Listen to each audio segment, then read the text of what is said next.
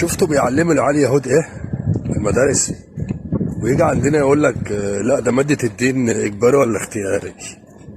ما خبر هذا الليلة من جميع ليالي خرج جدودنا وآبائنا من مصر بيت العبودية. طب كويس ان هو بيعلموكم ان فرعون كان حاطط عليكم وكان اذانكم في العبودية لغاية ما سيدنا موسى جه خلصكم.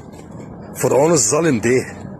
المصريون الدم والضفادع والقمل والقمال والوحش والفناء والجرف والبراد والجراد والعصب والظلام وموت الأبكار. حلو الكلام ده قوي.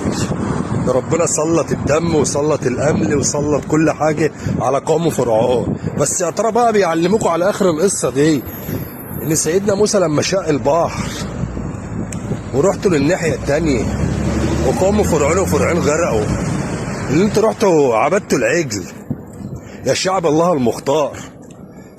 لايك وشير كده وصلي على الحبيب قلبك يطيب، صلي على الحبيب قلبك يطيب، لايك وشير.